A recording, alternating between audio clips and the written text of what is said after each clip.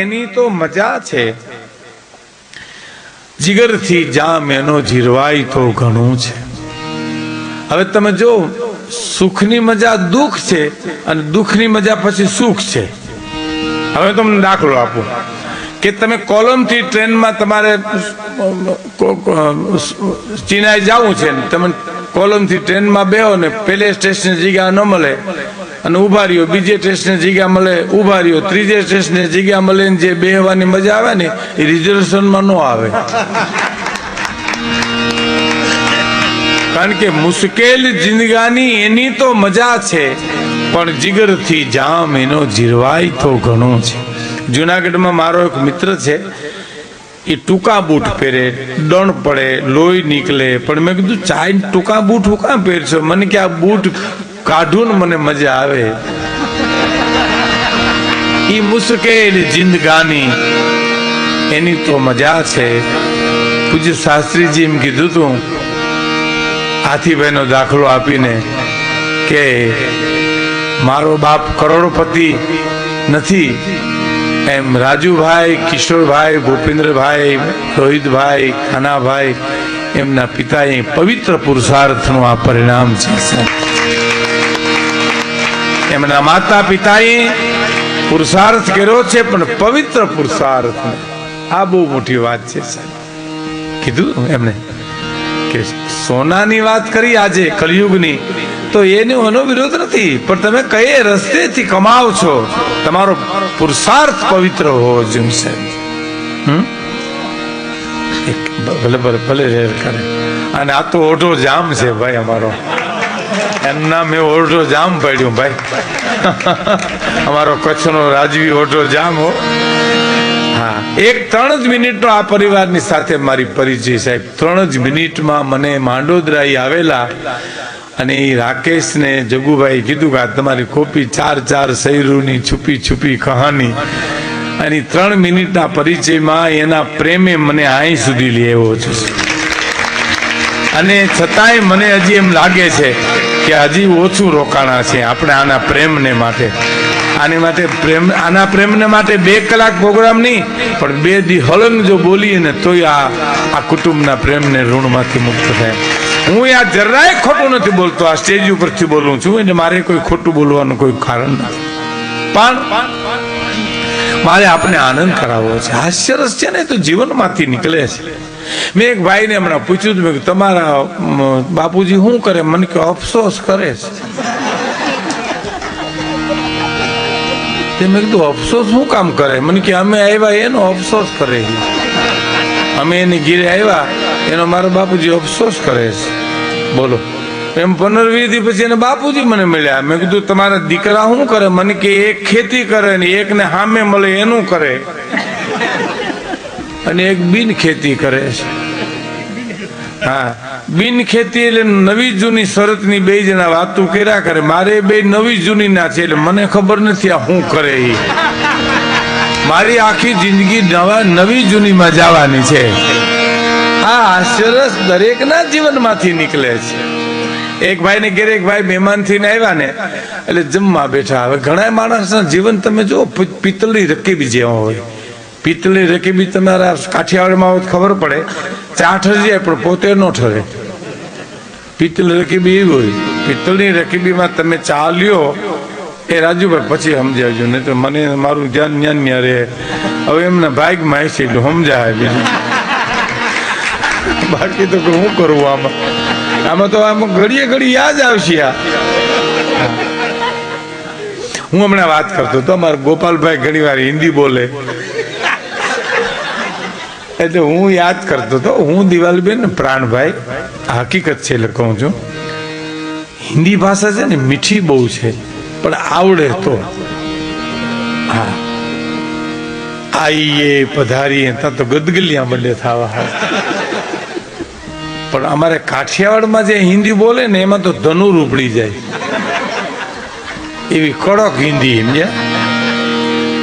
અમારે કાંચીપુટા બારોટ, હમણાં તમે યાદ કરતા હતા અમે રતિભાઈ ને જગુભાઈ ને બધા, કાંચીપુટા બારોટ દિલ્હી ગયા. દિલ્હી ત્યાં રિક્ષા ભાડે બાંધી.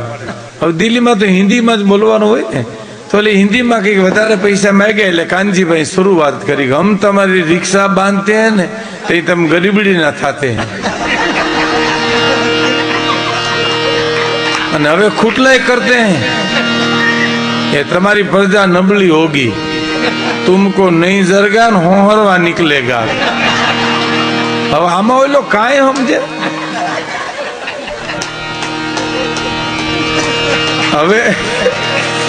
હવે તો અમારે કાનજીભાઈ ની વાત થઈ પણ હું મારા અનુભવ ની વાત કરું તો હું પ્રાણભાઈ ને દિવાળી બેન પહેલી વાર મુંબઈ ગયા ભાઈ પહેલી વાર પાર્લા થી અમારે બોરીવલી જવું હતું ત્યાં રિક્ષાનું ચલણ નહોતું જોગુભાઈ ટેક્સી જ હતી એટલે અમે ટેક્સી બાંધી અને એક જણે અમને આગલેથી ચડાવ્યા મને ને પ્રાણભાઈ ને કે આમાં જાણીએ છીએ એવો દેખાવ કર્યો નકર ખોટા ઘુમરા મારી અને મીટર ચડાવશે એટલે મેં કીધું ભાઈ દેખાવ તો કરશું પણ ખર્ચ નહીં થાય એવા કરશું બાકી તો ક્યાં થાય અમે એમાં અમે ટેક્સીમાં હું દિવાળીબેન પ્રાણભાઈ ત્રણે બેઠા બનેલી હકીકત તમને કહું છું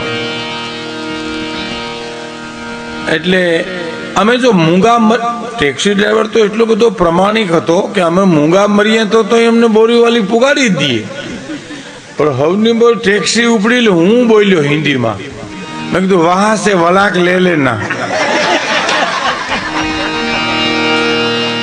તો ટેક્સી ડ્રાઈવર દાંત કાઢી કાઢીને ગોટો રહી ગયો તા પ્રાણભાઈ કીધું વહાં લીલા બોર્ડ આएगा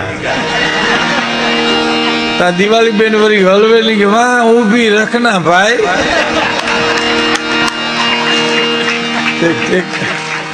ટેક્સી ડ્રાઈવર એટલો બધો દાંત મીઠો કાઢવા કે હું વળી પાછો હિન્દીમાં એની ઉપર ખીજાણો મેં તું ઇતના બધા દાંત ક્यों કાઢते हो हमको मूर्ख समझते हो मन के તમે ગુજરાતીમાં બોલો માણાવદરનો છો મન કે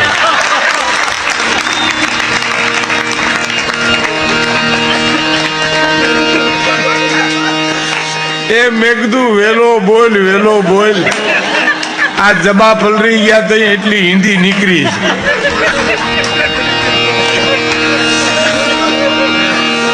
પણ અમને તો હારું હગું મળ્યું ને એવો આનંદ આવ્યો અને પાછો અમને ખીજાડો થોડોક હિન્દીના દીકરા થયા હતી કે તમને ત્રણેયને ઓળખું જ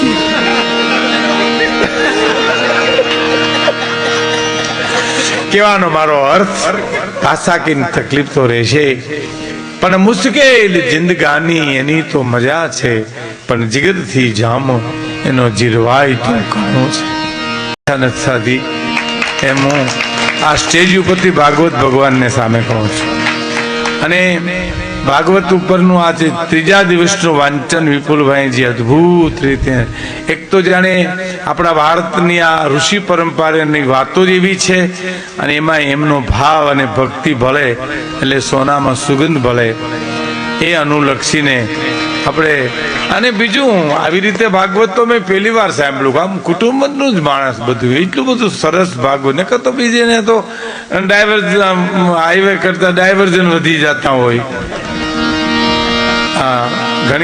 ઘણી વાર અમે એમ કહી કે પગાર કરતા મોંઘવારી વધારે હોય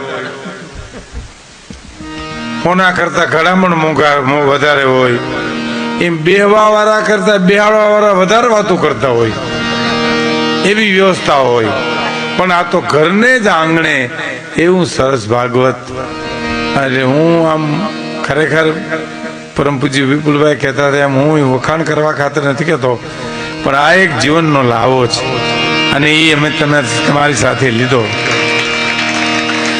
મારે એમને રાજી કરવા માટેના બે પ્રસંગો નાના કહેવા છે પણ અરમાન જિંદગીના પૂરા થાય તો ઘણું છે બે ચાર કામ સારા થાય તો ઘણું છે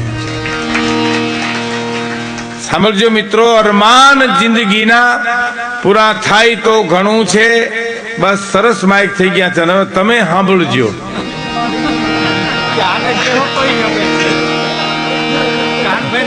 ના મિત્રો અમે તો કઈ તમે તમારી ભાષામાં કહી દો ને બસ તમે સાંભળજો એમ હા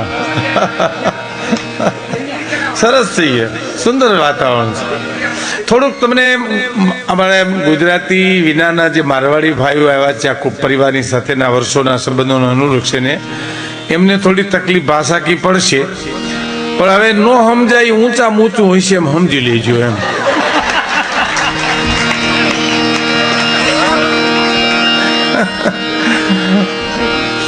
અરમાન જિંદગીના પૂરા થાય તો ઘણું છે, બે ચાર કામ સારા થાય તો ઘણું છે, મુશ્કેલ જિંદગાની એની તો મજા છે, પણ જીગરથી જામ એનો જીરવાય તો ઘણું છે. અને લવલેશ મોતનો ડર મુજને નહીં સતાવે, કવિ કે હું મરવાથી નથી બીતો.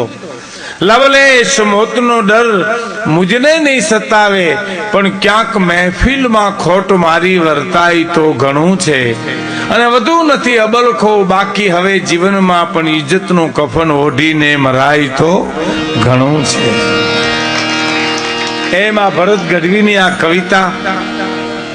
બીજું મારી સાથે પોરબંદરથી અમારે જગદીશભાઈ મોઢા, ગોપાલભાઈ, રતિભાઈ, અમારે મટિયાણાથી પ્રાણભાઈ, અમે આમ તો ઘણા મળતા, પણ અહીંયા અમે બહુ નજીક આવ્યા. હાવ એકદમ કંઈક તો યોગ થવો જોઈએ ને. હવે ત્યાં તો પ્રોગ્રામ સાંભળવા આવે, અથવા તો હું પ્રોગ્રામ દેવા જાઉં તો જાવડ ભાવડ મળીએ. જાવડ ભાવડ હવે કેમ સમજાવું આપણે? વાહ કાબરા કરીને કેમ સમજાવું આપણે? મુંબઈમાં એક ભાઈ ને ઉતર્યો હતો, તે ભાઈ મને ગરદનની મને કે તમારે ભીખુદાનભાઈ નાવું છે? મેં કહ્યું નાવું નથી, પણ ખોખોરિયું ખાઈ લઉં. તે આખું ઘર ઘૂમરે પીડ્યું ભાઈ કે ખોખોરિયું કેમ ખવાતું છે, અને એ બાથરૂમમાં કેમ ખવાતું છે. એટલે પછી મને ખબર પડી કે આ ઘર ઘૂમરે પડ્યું છે. એટલે મેં કીધું ભાઈ અમારે ત્યાં કાઠિયાવાડમાં હાબુ દીધા વિનાના 2 ડબલા નાખી નીકળી જાઉં, એને ખોખોરિયું ખાવું કે. એટલે પરમ પૂજ્ય વિપુલભાઈ જેમ કીધું તે દોહાને બીજી વાર હું દોહરાવું કે 12 ગાવે બોલી બદલે, તરવર બદલે શાખા, બુઢાપાના કેસ બદલે પણ લખણ ન બદલે લાખા. 12 ગાવે બોલી બદલી જાય. અમે મહેસાણામાં પ્રોગ્રામ કરવા ગયા ને, લાખાભાઈ, હું, દિવાલીબેન, પ્રાણભાઈ ને બધા કાર્યક્રમ આપવા ગયા ને, અને ગરધણીએ જે અમારો પરિચય કરાવ્યો ને સાહેબ મહેસાણામાં, તે અમને પરસેવો વળી ગયો. બોલો પરસેવો કઈ વળ્યો છે? એને શું કીધું ખબર? લાખાભાઈ ગઢવી અને એની ટોળકી ખૂબ મજા કરાવેલી. બોલો અમે ટોળકી. તે પ્રાણભાઈ મને કે ટોળકી કોણ? મેં હું તમે દિવાલીબેન. આ લાખાભાઈ ની ટોળકી. મેં કીધું તો એમાં પછી વધારો એને એ કર્યો કે આ નામચીન કલાકારો છે. નામચીન હું ખિસ્સા કાતરું છે અમે.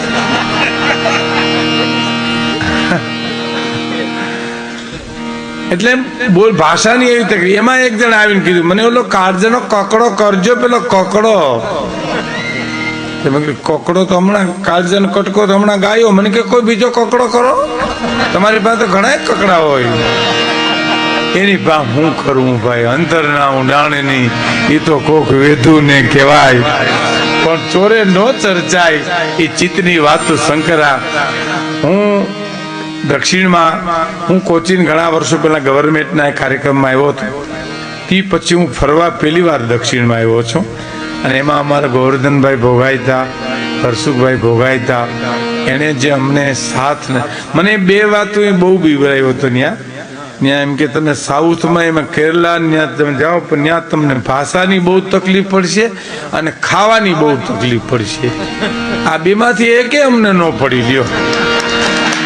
આ 2 ને હિસાબે, ગોવર્ધનભાઈ ભોગાયતા અને હરસુખભાઈ ને હિસાબે. અને ખાવાની તકલીફ તો આ ઘર છે હાવાય. કહેવાનો મારો અર્થ બહુ ઘરનો ડાયરો છે. અહીં જેમ પૂજ્ય વિપુલભાઈ કીધું એમ અહીં આમ લેર કરવાની આપણે આવી છે. તો મુશ્કેલ જિંદગી